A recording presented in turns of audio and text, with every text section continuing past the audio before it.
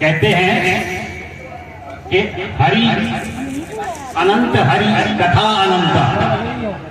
इसलिए हरि के बारे में चर्चा अगर कोई करता है अच्छी बात है तो ठीक है। अगर कहता है कि हरि कौन है, क्या है, तो वहां पे अपना हाथ जोड़ के बैठ जाना चाहिए।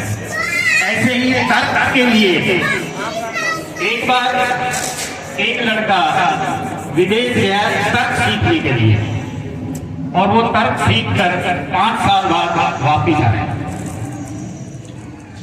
वापिस आया, घर आके पिता को प्रणाम किया। माता बड़ी खुश हुई, मेरा बेटा पढ़ के आया है। माता 2 लड्डू प्लेट में रखे और 1 गिलास पानी लेके आई। तो बोले बेटा पढ़िया है? पढ़िया है। क्या पढ़ा? बोले मैं तर्क में बिल्कुल पारंगत हो गया हूँ।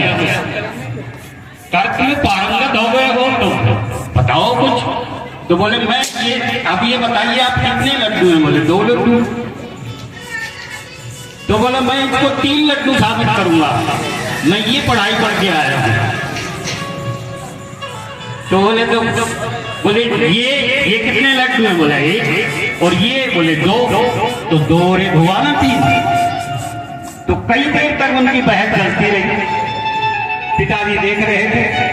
पिताजी उठकर आए और उसकी माता को बोले तू भी गंवार की गंवार ही रही।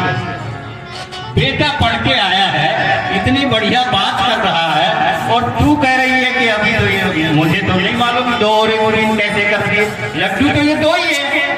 बोले नहीं 3 लड्डू है ये कह रहा है। तो बोले अच्छा देखो ऐसा करो, 1 लड्डू उसने खुद खाया और 1 लड्डू बोले तुम खाओ। अपनी घरवाली से बोला, उसकी माता से, तो खा लिया। अब लड्डू तीसरा तो है ही नहीं, लेकिन बोले तीसरा लड्डू के लिए लड़के को बोला तीसरा लड्डू अब तुम खाओ। अब तीसरा लड्डू तुम खाओ। तो जो तर्क भगवान के बारे में करता है और उसको तीसरा लड्डू ही मिलता है। तीसरे लड्डू की यही कहानी है। पर शंकर भगवान की